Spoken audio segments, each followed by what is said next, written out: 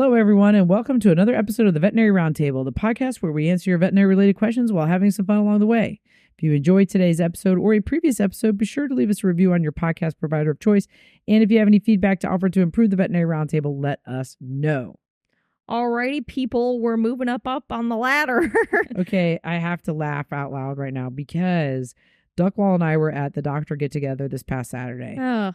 If you're talking about what you texted me about, well, I wasn't present. Okay, well, here we go. So, Courtney, tell us our review numbers. Okay, so Spotify, we are at 195. We were at 189 last week. Pretty cool. And then we are now at 68 on Apple. We were on 67 last week. So that's one. So I'll take it. Okay, we'll take it. At this rate, it's not stagnant. We've got like 32 weeks left. Okay, so here's what we decided. People that are watching. Okay, yeah. Offered. Okay, here's an idea we came up with. How's that? Okay. Does that sound better? Okay, I didn't even tell you the idea. I'm scared. Well, okay, I thought you should be. It's better than the milk mile.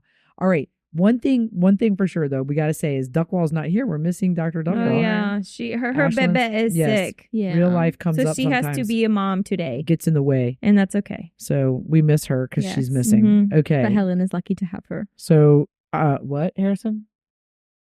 I thought he said something. He just made a noise. He just made noises like that. Okay, so I'm Dr. Emily King. I'm Devyn Fortune. I'm Courtney Allen. And this is the Veterinary Roundtable. And this is the Veterinary Roundtable. That's right.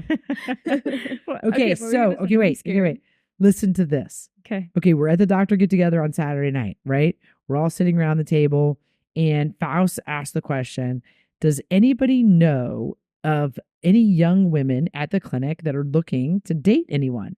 And we said, oh my gosh, Devyn. Pop-Tart. And so then we said, well, how old are these guys? And she goes, well, they are. I need to pull up the text. They're with Tommy's group, and they range in age from 20, I can't remember what to 33. To 33. Okay. I'm 20 years old. Okay. So then I make her show us a picture. Then Ham gets involved. Ham's sitting right next to her. Ham's like, wait a minute. I got a friend that lives in Nashville that is 26, Texas? That is an engineer. Tennessee? Yeah. Okay. That is an engineer, is in Tennessee, lives in Tennessee, super nice. He's great. And I said, okay, amazing. Then Duckwall turns to me and goes, or Ham, someone says, we are going to do speed dating with Devyn. And we bring them all in. Like a game show. That's what she has to do if we get to 100 reviews. And they're all behind she can't see them. And she has to interview them. And then whoever's answer she likes the most, she dates them. Duckwall and I were high-fiving each other. We were so pumped. We'll pay for the date. This is amazing. We're totally doing this. And then we got into the details, like how long before you hit the button and you have to move to the next I don't table? know how, like I've seen it in TV shows. But like you could also do the one where all the guys are behind curtains or whatever. Mm-hmm. Yes. And like she interviews them pretty much. And then at the end, whoever's answer. I like judge them based off their answers. Yeah, you judge them based off their personality, not their looks. Not that she's all about looks, but yes. So we need to come up with a name for that. I'm gonna put my brother in that mix. Okay. We've already tried that. My mom pushed them together at the wedding, like full body weight. Boom. Here you go. You guys get together. And he was living in Indy, but he's moving to Westfield in a few months. And he just got over a girl like a week ago. That's okay. Okay, well. And I'm not interested. Okay, we're going to set her up with this, this engineer or if you have any candidates, send them to Indianapolis. That's right, exactly. And they're all local, so there you go. Except not for the Tennessee guy. one. We'll bring the guy, we'll bring him in. I don't know. Okay, if we get to 100 Apple reviews. I would go to Nashville, maybe. It goes, I think speed dating goes on the vote ballot. Yes. With the milk mile. And the eating the dog food. And eating the dog food. I can't get that. Oh, I like that one. So we've got 3 ideas so far. Yeah. Three awesome ideas. That's a really good idea. I'm going to pull up this text message. It was like a Saturday night. I'm just sitting in my room and she texts me. She goes, word for word. Just so you know, we're at a doctor get together at my house and we found you a mate. LOL. One is a friend of Tommy Faust and one is a friend of Sammy Ham. A mate. A mate. I was like, we found you a mate.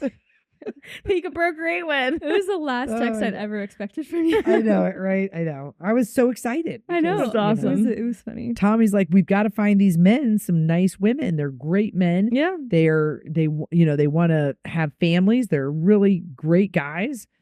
And I was like, oh my gosh. Yeah. This is amazing. It's perfect. Anyway, so we started. Good thing I have a wedding ring at home. Oh gosh. Okay. Other than that, check out our new socials. Instagram and TikTok at the Veterinary Roundtable. Yes, for sure. Check them out. You guys we've got videos on there of stuff that you guys do during work. We've got fun stuff, educational stuff. Check it out. Yes. Yeah. Okay. Yes, queen, king. Yes, king. Okay. Are you done? Yes. Okay, Courtney, before we get started, do you want to hit us with an icebreaker? Yeah, sure. Okay, hit it. This might either be a good one or a really bad one. If you had 25 hours in a day, what would you do with that extra hour? Sleep. Oh, everybody says sleep. Sleep with my cat. Okay, what does Duckwall say since she's not here? Let's all guess. Duckwall would say play with her new kitten, Cork. Cork. Oh, I'll let her announce that. Put that cork back in. I just have to share that Harrison suggested Devyn's Divine Dating Day. Oh my God, that's amazing. Okay, wait, say it again out loud so people can see it. Devyn's Divine Dating Day. Okay, Devyn's Divine Dating Day. Or it could be Dash because it's speed. Ooh, Dash with Devyn. Devyn's Divine Dating Dash. Okay, I like that a lot. Yeah. Oh gosh, this is going to be so much fun. Yeah. Okay. Okay. Okay, yeah, what would you do with your extra hour? I mean, I do need more sleep, but says everybody. If I could actually say that I'm going to dedicate the hour to catching up on life, then that would be perfect. Because you think you would do it? Well, if I didn't have an option, phone away, I just had all the energy in the world and I knocked everything I needed to get done out. That's what I would do. And then I wouldn't have to do that the other 24 hours. Jim? What about you? I think I would be as efficient as possible. Mm-hmm. Yeah, I think I would clean or do something or just hang out with my husband. Because, I live with him and I see him all the time. But we get home from work, we take care of our dog, and then we go to the gym, and then we come home and cook dinner, and then we go to bed. I mean, we're hanging out, but not really, quality time. Yeah. Yeah. Or choose to do something as a family. For sure. Yeah. I don't know. Even though an hour is really not that much time. An hour is not that much time at all. I would probably read something that I normally wouldn't read. I had a feeling you'd say that. You thought I would say that? I was going to suggest read. I mean, you just started a book club. Oh, you're right. Shout out to, what's it called? It's Paws and Pages. Yes, I love it. Paws and Pages. Paws and Pages. Where something in our bodies drink. That's right. Where our minds think and our bodies drink. Yeah. There you go. All right. Shameful plug check it for out. Paws and Pages. Mm-hmm. Okay. All right. On to listener inquiries. Hey, just wanted to let you know, Clevor requires metoclopramide to reverse the nauseating effect. Serenia will not work. I've used it at my clinic and I've had it work well. If after 15 minutes no vomiting, you redose. Okay. At Ricky Schroeder. Since we don't use it, we don't reverse it, or we don't stop the vomiting effect. Yeah, so but I mean, it makes sense with Wade. The one dog I did see get it, he didn't. Serenia didn't touch him. He was still nauseous the entire day. So it makes sense. It's very helpful. Still probably won't use it, but it's helpful. Clevor metoclopramide. Yes. You do? Yeah. Cool. We just don't use it very often. No. Yeah. I guess the only benefit is not having to poke the dog. Well, the thing is, see, with apomorphine, we have it compounded into an injectable. Mm-hmm. So what's it normally? It's What's it normally? Tablet form. Oh. Okay. So then you could take the tablets, you could put them in the conjunctiva of the eye, but it's really irritating. Mm-hmm. That'll also cause vomiting. But so that avoids having to go through all those steps, using Clevor. Gotcha. So yeah, cool. Good information. Okay, next one, Courtney. Do you want to do it? Sure. Dog trainer here. For me, the biggest difference between pit bulls showing aggressive behavior in other breeds, even other large breeds like Doberman, Shepherds, etc., is the type of aggression or reactivity I see. I think, unfortunately, when I typically see reactive or aggressive behavior from a pit bull or bully breed, especially towards dogs or young children, it's very often I see predatory behavior. I personally would think this would be due to genetics. Most people probably true for people. Same. Most dogs who display aggressive behavior towards other dogs or people out of fear are not at risk of serious damage or death. Most dogs who are reactive or even bite out of fear are using aggression to make space. So they're not going to, most often at least, use excessive force to continue to land bites. Some pit bull aggression is not aggression at all, but it's prey drive that has been bred into them. A dog going after another dog out of fear and need for space is very different from a dog going after another dog because of prey drive. I think Gia from Thinking Canine has a great video of a bully mix stuck in a shelter who displays very alarming predatory behavior towards other dogs and small children. And she makes a great point, even about dogs that just have predatory behaviors toward other dogs being adopted out and potentially causing serious damage or even killing someone else's dog. I don't have nearly the experience or qualifications she has, so she might be an interesting guest to have on the podcast. I am still not pro a pit bull ban, have met many amazing pitties and clients or otherwise that I love, but I do feel the mischaracterization of the type of issues we see is super dangerous. Also, a side note, I too hate Matt Walsh and his behavior, and his arguments are problematic to say the least. At Goulash. Yes, I thought that was really interesting how she explained the. I didn't think about that. Yeah, the predatory, which is why they make such good fighting dogs. Makes sense. Yeah, I didn't think about the different types of, I guess. I mean, there's a lot of different kinds of aggression. There's fear aggression. There's just straight up, I want to kill you. There's, I need to protect myself. Yeah. So many different things. So, I think what we'll do is reach out to Gia from Thinking Canine. Yes, for sure. Let's see if we can get her on the podcast. Thanks for the recommendation, Goulash. Yeah, Goulash. I really liked the way you looked at it. Thank you for that. Yes. Yeah. Cool. Okay, Pits and Peaks. What do you guys have for this week? You want me to go? I'll go. Sure. My pits and peaks are from the end of last week, so after our episode from last week, but I'm going to use them anyway. My pit was on the way home from filming the podcast. My windshield cracked.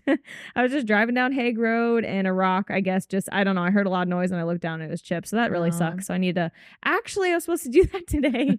I need to call my insurance company. You better do that. That was on my list. I need to do that before it gets bigger. Use an hour. Because if it gets bigger, they have to replace the whole windshield. So that would suck. Cool.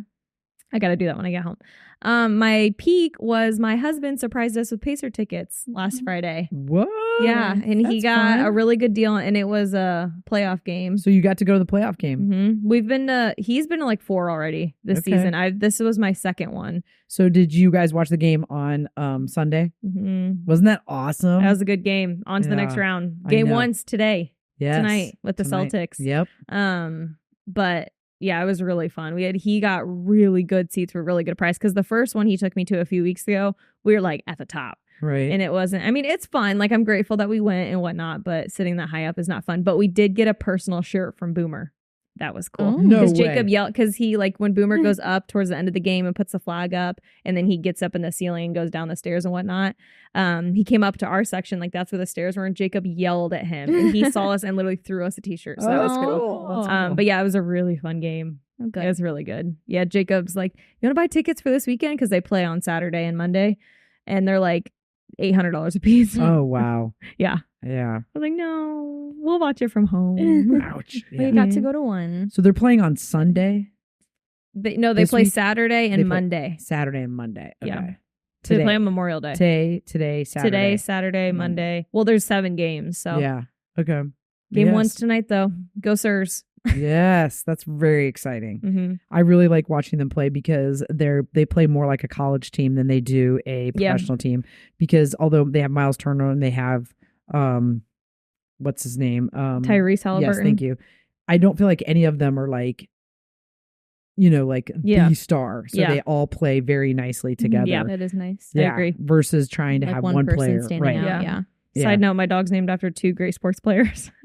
Miles Garrett, Miles Turner. There you go. Very cool. Okay, Devyn, what you got? Okay, my peak is I booked my first trip to go see my sister in Florida. Okay, we talked about that last podcast. It was a very quick turnaround. She is in Florida now. She's been living there for like a few days, so it was a very quick turnaround. A little stressful. But yes, I'm going to see her around July 4th, so that's exciting. My pit might sound foolish, but my body has been hurting lately. Like, I have really bad knees in general. I wear double knee braces every day, and they have just been aching like the past week. I felt like I had strengthened them enough, and I was like, maybe I can finally take away my knee braces. And then the next day I didn't. I still had my knee braces on, but they started aching. I'm like, I shouldn't have said that. You shouldn't have said it. Yeah, they hurt so bad. It's because you work in treatment now. I know, but I can just like touch them and like they ache. I need to start icing them, and I don't know. I mean, my doctor said I could start taking glucosamine, but I'm just like, I shouldn't have to take glucosamine at 20 years old. Right. So, got some replacements coming up in the future. Some replacements. But yeah, that's just it. My knees hurt. Okay. Well, that's hard though, because then you're doing all this physical labor. And so then you're just aggravating them every single day. Yep. Mm-hmm. There's this, you should soak in Epsom salts that are magnesium. Really? How would I?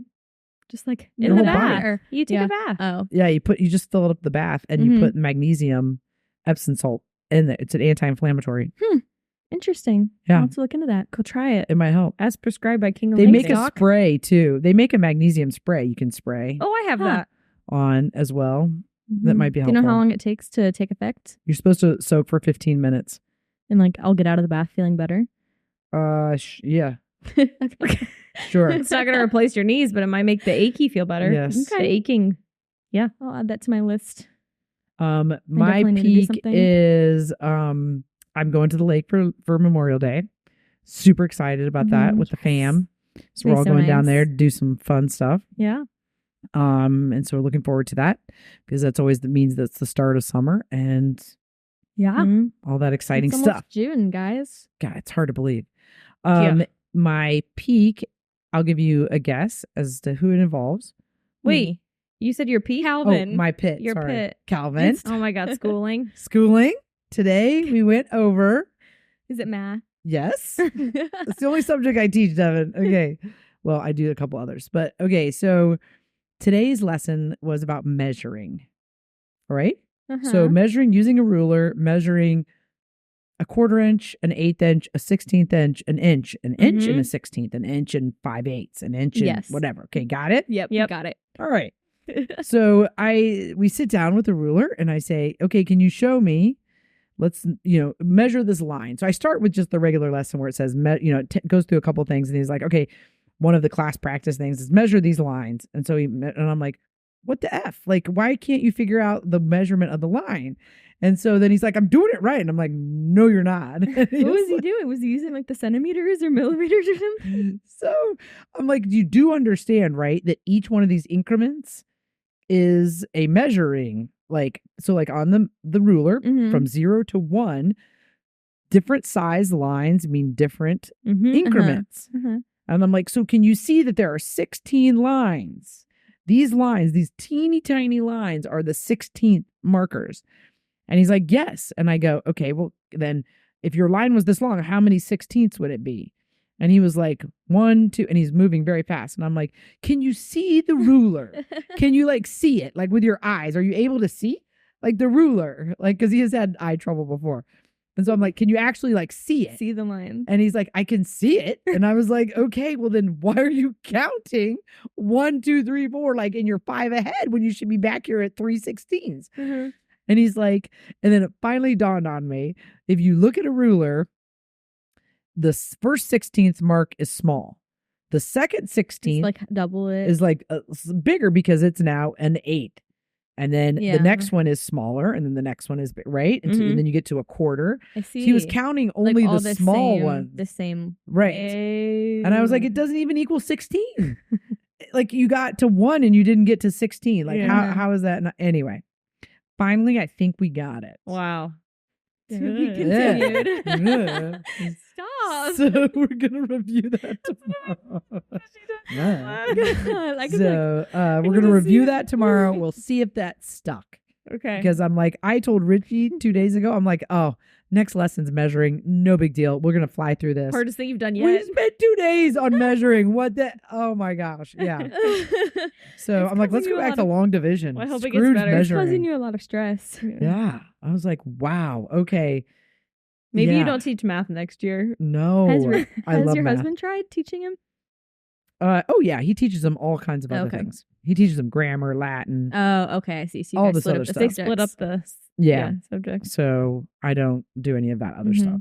Yeah. But yeah, I was like, oh, we need to understand the ruler first before we can measure anything. See, you need to add ruler basics into that subject. Yeah, exactly. Anyway, that was my pit. Another peak for Indianers. Indy 500s this weekend. That's exciting. We may or may not be going, but we haven't decided yet. 500. We still don't know. We've been the past 2 years, but I love listening to it on the radio. I just love hearing it. It's Like I actually like watching the cars, but then like the group of people I go with just go to get drunk because that's what you do in the infield. So I don't know. And it is so hot. It's gonna be hot it's not even worth it. It was hot last year. I almost died. We got there at 5:30 a.m. last year. Yep. And it was we took cook breakfast and everything there. Yeah. Gosh. But yeah, I don't know. We haven't decided. And we go floating the day before. So then you're just tired. You're tired. And burnt already. Yeah. Burnt and crispy. Take care of your body. Crisp. Yep. Anyway, yeah. And now a word from our sponsor. Looking to protect your canine patients against parasites? Look no further than Simparica Trio, Serraline Moxidectin and Pyrantel chewable tablets. The first chewable to offer triple protection from heartworm disease, ticks and fleas, and roundworms and hookworms. It's also FDA approved to block infections that may cause Lyme disease by killing deer ticks. Use with caution in dogs with a history of seizures. Serraline belongs to the isoxazoline class, which has been associated with neurologic adverse reactions. The most common side effects were vomiting and diarrhea. Visit SimparicatRioDVM.com for full prescribing information. Okay, on to Listener icebreakers. Hey guys, first I want to say I love the podcast. What? We're not doing that. Just kidding. That's for next week. This one. Okay. The next, no, you got here. I got it. Okay, she's got it. She's got it. Okay, that question about the Purina line differences is my main concern. For years, and maybe still, most people only fed Chow or Pedigree products. If they are fine, then they are fine, right? Outside of certain individual medical needs, what would be wrong with feeding them? I personally don't care about the label, or that the label doesn't sound appealing to me as long as it's balanced. Have you guys noticed animals living longer when they are on certain foods, or have life expectancies gotten longer in recent years due to all of this explosion in the dog food market? At blissfuljoy6049. Great question. Okay, so I see tons of dogs that live tons of years on pedigree. Yeah, and, I agree. So I don't think there's anything wrong. And I think that Vital Vet Nutrition, Dr. Conway, said the same thing. Yeah. Like, I think that she's like, if you feed it great. If it works for you, it works for you. As long as it works for them, yeah. Right. I think dogs live longer nowadays just because of how they're viewed in their family. So, like, I think that's probably the biggest thing that makes a difference in terms of life expectancy. Yeah. Would you guys agree? And of course, like technology, the development of stuff. Well, there's also those like the age groups, like my dad. My dog ate the dog chow on the bottom shelf at the grocery store and he lived till 25. Like, then you see things like that. Like, everybody back then had their dogs on whatever food you could get at the grocery store, and they lived and they ate carcass outside. Right. I will say my longest living animals have been like my outdoor cats that are fed the outdoor IAMS kitten chow or whatever. Yeah. So. I'm not saying the higher up diets aren't bad, but I think it's whatever works for you and your lifestyle and your pet. Yeah. As long as they don't have crazy needs I agree. Yeah, because there are certain foods that are designed to help pets of course. improve their life expectancy because of disease processes. But I think in general, if we're talking about a healthy animal, and I think people are so in tune now to watching if their pets have issues. Yes. Then they bring them in, because they're viewed differently, and then they work them up, and then it's like, wow, okay, yeah. I mean, we have some patients that are like old, like older than me. Yeah, it's humbling. Yeah, like I saw. I mean, 21 for a cat isn't too unusual, but like we don't see a ton of them. We also don't see dogs that old either. Yeah, it's pretty We fascinating. have a few like 17-year-old dogs, I feel like. Yeah, Purina is not a bad food. Like the Purina Pro Plan and the we're tongue-tied. Purina, like prescription diets, they're nicer foods, I guess. They're probably formulated a little bit better and they go through more testing, but doesn't mean the other ones aren't bad. Yeah. As long as they're not grain-free, right? Is that what the conclusion is? Yeah, right. Okay, on to case collections. You guys have cases you want to talk about today. I'm going to do mine because mine is shorter than both of yours. Okay. It's actually just an update about Mr. Jeter. I talked about him a few episodes ago. He is a golden retriever, I think 6 or 7, that we accidentally found a mass in his chest during 4-limb rads. He did go ahead and start chemo and everything. He was doing really well initially. on his infusions. And then about 2 weeks ago, the owner was texting and mentioned euthanasia, unfortunately, because Jeter's quality of life wasn't good. He couldn't walk, like he couldn't stand at one point. Okay. And he had a limping thing going on before the cancer diagnosis. Which is why we did the 4 limb rads. Yeah. And so that was kind of, so we don't know if that's related or unrelated. The oncologist didn't say much on it. But so they were kind of just talking about it, going back and forth. And then the owner decided to bring him into us. We did a repeat CBC, which I do for them weekly now. And it was actually looked pretty good. And so the oncologist said, let's do another round of chemo and then let's check all of his scans. So let's do x-rays, abdominal ultrasound, CT, whatever. And they found that one of the tumors in his abdominal cavity, I don't know which one it was, because he has he's got cancer everywhere. One of them is actually almost gone. And then a few other ones have shrunk and he's doing much better. So he just had a really bad week, but he's back to acting like his normal self. He's eating, he's going on walks, and that's awesome. So so he bounced back. His parents have to be so happy. It's really exciting. And the owner knows that with chemo treatment, it's a roller coaster. It's an up and down thing. The cancer's never going to go away. The owner knows that. They're very real about it. Like they understand, but it got a little scary there for a second, but he's doing much better. Oh, good. So he's still kicking it. Cool update. Mm-hmm. Stay strong, Jeter. That's right. Okay, my case is loaded, so here we go. It's loaded. I love it. It is. So, and I have no notes, so I'm just going. Okay, just winging go with it. Okay, my case is an 8-year-old feline domestic shorthair female. She presented for acute vision loss over a weekend. So the owners had noticed that she started bumping into things. She actually fell down the stairs, and you could just tell that she was having a hard time seeing. So they brought her in that Monday. And Dr. Smoke saw her. So during her exam, she found hemorrhage of both retinas. And at this point, the patient was considered blind, and her pupils were extremely dilated. So diagnostic-wise, we did in-house blood work and a blood pressure. That blood pressure came back with an average of over 300 megahertz. Isn't that the measurement? Megahertz? Oh, I don't know about the units. Okay. So over 300, which is super high. Average and normal is 120 to 140.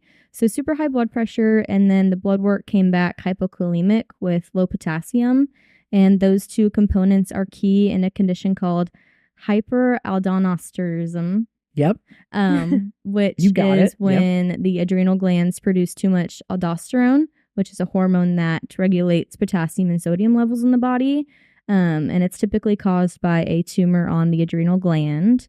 So we started her on amlodipine, which is a blood pressure medication, and potassium gluconate, which is a potassium supplement, and then sent out a confirmatory test to MSU for the condition, and then rechecked her a week later, which was actually yesterday.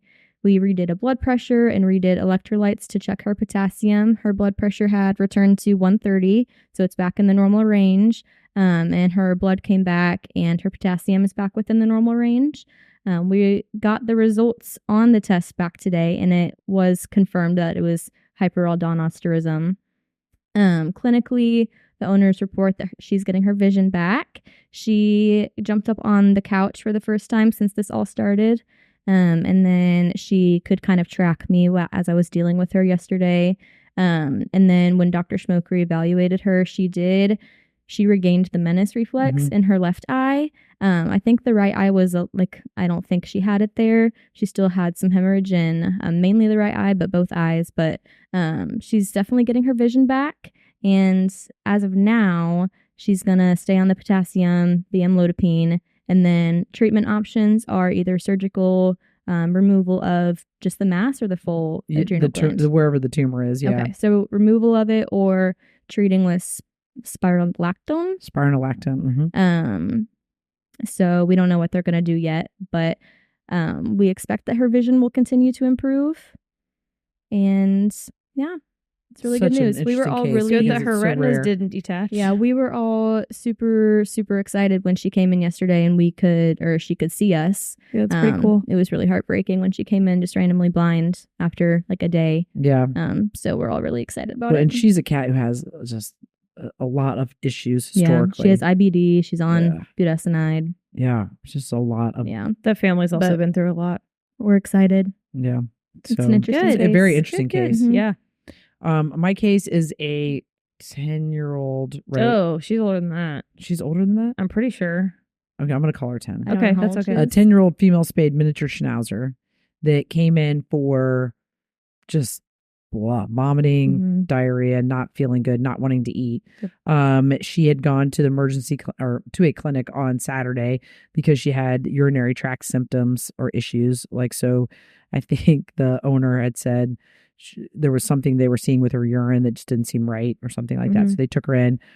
They started her at that point on trimethoprim sulfa, and then she went home, wasn't doing well, and then switched it right to Clavamox or something. The owner's, yeah. Yeah. Because she was vomiting on the Yes. ones And so then Dr. Duckwall saw her on Monday, which was yesterday, and for a recheck because she wasn't doing well. She wasn't eating, just really depressed, painful in her abdomen. So Dr. Duckwall worked her up and did labs on her, and she has too high to read ALT. She has a high ALP. She has a high GGT. She has a neutrophilia. What am I missing? That's the only things I remember. From high bilirubin. Oh, yeah. Minor high. Yeah. I think yesterday. It was yeah. High and normalish. And so we ultrasounded her, and she has a very thickened edematous gallbladder wall with some non-gravity dependent sludge that's starting to look like it could have stellate pattern, so look like a gallbladder mucocele. She's today her liver also is diffusely hypoechoic and enlarged, but there were no target lesions or anything like that. Her kidneys were fine, her bladder was fine, no lymph node enlargement. Her pancreas, surprisingly, was normal. It wasn't edematous, it wasn't calcified, there were no lesions in it. So we're assuming that she has strictly an issue with her gallbladder and then ascending up into her liver. And that her liver's then not happy because of her gallbladder not being happy. Don't know if it's related to the drugs or if it's something else that triggered it. But yeah, she's having a really rough go of it. So today, she's more icteric today. I rechecked her gallbladder wall just to make sure it hadn't ruptured because that's one of our concerns. We're trying right now to control her medically, but that may not work. She may need to have her gallbladder removed. So we're kind of dragging our feet just to see what she'll do over the next 24 to 48 hours. Was her skin icteric yesterday or jaundice? Ever so slightly. It was funny because I didn't even notice it. I didn't. When I was in ultrasound and I shaved her and I had the light on, I was like, oh, look, there might be like a hue of yellow. But I didn't check anywhere else, and I just moved on. And then today when Ham was checking her, she was like, she's definitely icteric, her gums and her. And I was like, yeah, she probably was heading that direction, you know. That's not good. What was the first medication you said before the Clavamox? Trimethoprim sulfa, SMZ. Never heard of that. Because we don't use it anymore. Hardly just ever. An antibiotic? Yes. It has a lot of issues associated with it. Sounds like it. Hence why we don't use it anymore. Nice. We use it for very specific things, but it can cause a lot of problems, so we don't use it. So we're just kind of in a waiting stance. You know, with the gallbladder mucocele, you want to remove those sooner than later. Like you don't want it to rupture. You don't want to take a gallbladder out that's already ruptured. I mean, you do, but I mean, the prognosis goes way down in the dumper. Yep. So, you know, trying to ride this fine line between, okay, medically managing her with, she's on Unison, she's on Metro, we added Buprenex, she's on Serenia, and then adding Actigol. I think Cam's going to add Actigol tonight just to see if we can get her in a better place tomorrow. If she responds medically, okay, then we could get her feeling better. Then when she is better, remove the gallbladder versus having to do it on an emergent scenario. Sure. Yeah. So, sure. Which we can do now. So more to come on that. Yeah. Maybe tomorrow. Maybe by next podcast. That's right. Exactly. She'll have Stay no tuned. gallbladder. So very cool. We all have very cool cases. Yeah. Okay. It's pretty good. Very cool. Shall we? High five. Duckwall spirit. That's right. Exactly. All right. Listener question. Discuss the cicada outbreak. Why is it happening? How it can affect pets. Where it's happening right now. And when will it end? When will it end? We're lucky. I haven't heard any yet. Not yet, but it's coming. Yes, it is coming. Is it coming here? Because I saw everywhere I saw it's going to be Illinois. Yeah, it says Illinois, let's see here. North Carolina, Ohio. What states will see? Oh, Indiana. You said something. I missed the Indiana. It's on there. You said something all smartsy about how like all 7 species are. Yeah. You could potentially see it's like very rare. So like there's these different, they call them broods, I guess. Yes, I was reading about that. And so they erupt or they come out at different, they merge different time periods. Yes. So like they have brood 19, like, brood 20, brood 11. Like one brood a season or whatever. Right. And so it just so happens that multiple broods are coming out at the same time. And so I guess there is a chance of seeing all 7 of the species of periodical cicadas. Yes. And they're coming out to mate, to lay eggs, and to make die a off. lot of noise. Right? Yeah. That's the point of them coming out. So we've got be so cool for people that like love bugs. Gosh. Alabama, Arkansas, Georgia, Illinois, Indiana, Iowa, Kentucky, Louisiana, Mississippi, Missouri, North Carolina, Oklahoma, South Carolina, Tennessee, and Virginia. Everywhere. So look is out. That mainly in the East? So in the Midwest? Well, it says brood 13 will emerge in Illinois, Iowa, and Wisconsin, as well as a small area of Indiana and potentially southwestern Michigan along the Indiana border. Coverage is going to vary state to state. I'm going to hold up this map. I don't know if my camera can see I have map. one too. Zoom in. Mine's colored. Oh, yours is colored. But it's funny because like it cuts off right at the Indiana border. Yeah. Well, it's all, my map shows that. Oh, is that like the all the way up to where they're going to be? So Illinois is like the only state where there's potential for broods which 19 broods are and 13 to overlap. Yeah. So they may intermingle. Woo-hoo. Oh my God, Sounds we're going like to a have party. crazy cicadas. It sounds like a party. So May to June is when they come out. Let's see here. Yeah, for those people, I agree. I think it's white noise. For those people that love insects, I mean, this is like this is like the deal. eclipse. Yeah, this is a big deal. You know, so yeah, it's pretty interesting. Gosh, they're gonna be out there. Well, there's people like you said that study insects, but some of them might specialize in cicadas. This is like the biggest time of their whole career. Yeah, we have people at work, like at our clinic, that like look at an insect and they know like its species, its breed, its sex. Yeah, like imagine that. Denise but with the can sex cicadas, a spider. They're gonna know all the different. Yeah, that's pretty cool. And so, how do you guys feel about it? You think cicadas are annoying? Well, I remember when we had the outbreak, like 2 summers ago, maybe. Yeah, and it was. I feel like there's always an outbreak. Like I couldn't quickly open my car door and get in my car without like feeling like you're being pelted. Yeah, because they're huge, and it was so loud. Like I have videos, and you can't even hear me talking. It's like, oh, yeah. So it's gonna be okay. So this is the scoop. It is kind of thought of like the eclipse, guys. So if the branches of every tree where you live become heavy with chorusing cicadas, this late spring and early summer, slow down, stand in awe of nature. The phenomenon of periodical cicadas with synchronized broods of 13 and 17-year life cycles is found only in eastern North America. It's one of the wonders of the world. Did you say that cicadas live for 17 years? It says life cycles of 13 and 17-year life cycles. So they're coming out to mate, lay eggs, and die. We need to have somebody on the podcast that can talk about cicadas. No, but my little fun fact, Denise like bugs. My little fun fact for this segment of the podcast: do not plant new plants during the cicada outbreak, because when they lay eggs, if you have like a brand new tree you just planted, if the tree branches are thin or weak or young enough, the cicada's eggs will actually break them. Like if you have a baby tree that you just planted, their eggs can split down the stump of the tree and then the tree dies. So do not plant new plants during the cicada outbreak, because you'll lose them and you'll lose all that time and money. Yeah. So it sounds like it's late spring, early summer. Yes. Gone by whenever, then after that.